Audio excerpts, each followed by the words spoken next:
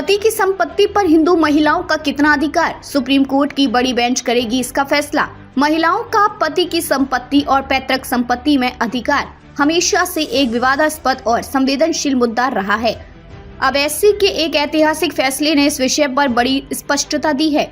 SC ने हिंदू महिलाओं को हिंदू उत्तराधिकारी अधिनियम 1956 के तहत संपत्ति के अधिकारों के व्याख्याओं की उलझन को सुलझाने का फैसला किया है, जो कि 6 दशकों से लंबित एक महत्वपूर्ण मुद्दा बन चुका है। सवाल यह है कि क्या एक हिंदू पत्नी को अपने पति द्वारा दी गई संपत्ति पर पूर्ण स्वामित्व का अधिकार प्राप्त होगा, भले ही वसीयत में प्रतिबंध लगाए गए हों।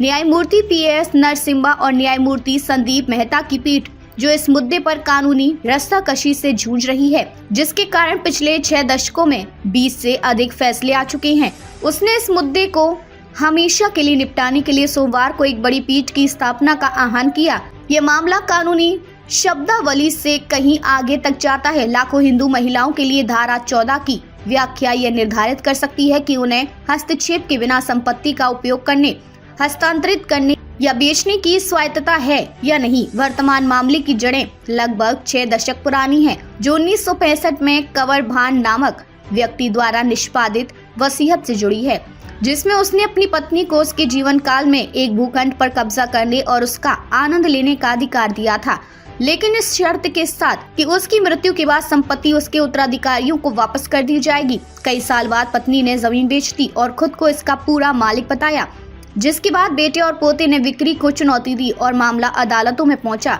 जिससे हर स्तर पर विरोधाभासी फैसले सामने आए। ट्रायल कोर्ट और अपीलीय अदालत ने पत्नी का पक्ष लिया और 1977 में सुप्रीम कोर्ट के तुलसामा बनाम शेषा रेड्डी मामले के एक फैसले का हवाला दिया, जिसमें हिंदू उत्तराधिकारी अधिनियम की धारा 14(1) की व्यापक व्याख्या करते हुए हिंदू महिलाओं को पूर्ण स्वामित्व अधिकार प्रदान किए गए थे। हालांकि पंजाब और हरियाणा उच्च न्यायालय ने इससे असहमति जताते हुए कर्मी बनाम अमरू 1972 में सुप्रीम कोर्ट के पहले के फैसले का हवाला दिया, जिसमें कहा गया था कि वसीयत के विशिष्ट प्रतिबंध धारा 14(2) के तहत एक महिला के संपत्ति अधिकारों को सीमित कर सकती हैं। ये विवाद अब सुप्रीम कोर्ट पहुंच गया है, जहां पीठ ने न्यायमूर्ति PN भगवती के तुलसामा फैसले में उठाए गए सवालों की याद दिलाई। पूर्व न्यायाधीश ने धारा 14 के विधायी प्रारूपण को वकीलों के लिए स्वर्ग और वादियों के लिए अंतहीन उलझन बताया। हिंदू उत्तराधिकारी अधिनियम की धारा 14(1) ने हिंदू महिलाओं को संपत्ति पर पूर्ण अधिकार देने के लिए एक प्रगतिशील कदम उठाया था, लेकिन धारा 14(2) में कुछ अपवाद दिए गए थे।